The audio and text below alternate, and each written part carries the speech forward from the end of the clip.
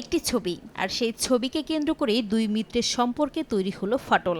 ফ্রান্সের G7 সম্মেলনে Trump ইতালির টেলিভিশন চ্যানেল লা সেভেনকে বলেন, প্রধানমন্ত্রী মেলোনি তার সঙ্গে ছবি তুলতে এতটাই মরিয়া ছিলেন যে এক প্রকার মিনতি করেছেন। এ সময় তিনি তুলতে চাননি দাবি করে করোনা থেকেই ইতালির প্রধানমন্ত্রীর মিনতিতে সম্মত হওয়ার কথা জানান ট্রাম্প। মার্কিন প্রেসিডেন্টের এমন মন্তব্যে ইতালি জুড়ে তীব্র ক্ষোভের সৃষ্টি হয়েছে। তাৎক্ষণিক প্রতিক্রিয়ায় সামাজিক যোগাযোগ মাধ্যম এক্সে দেয়া এক ভিডিও বার্তায় ক্ষোভ প্রকাশ করেন মেলোনি। ট্রাম্পের বক্তব্যকে পুরোপুরি মনগড়া দাবি করে মিত্রদেশের প্রতি মার্কিন প্রেসিডেন্টের এমন আচরণে হতাশা ব্যক্ত করেন তিনি। জানান, পশ্চিমের প্রতিপক্ষদের সঙ্গে ট্রাম্প যতটা নমনীয়, মিত্রদের সঙ্গে ততটা নন। একই সঙ্গে নিজের অবস্থান স্পষ্ট করে ইতালির প্রধানমন্ত্রী বলেন, তিনি এবং তার দেশ কখনো কারো কাছে অনুনয় বিনয় করে না।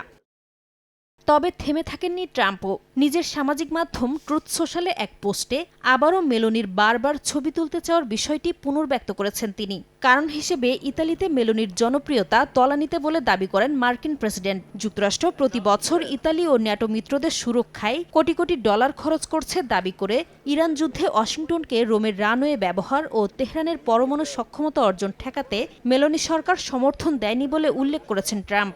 এতে মিত্রপক্ষের উপর যুক্তরাষ্ট্রের আস্থা নিয়ে আবারও প্রশ্ন উঠেছে। নাসরিন রুমি, সময় সংবাদ।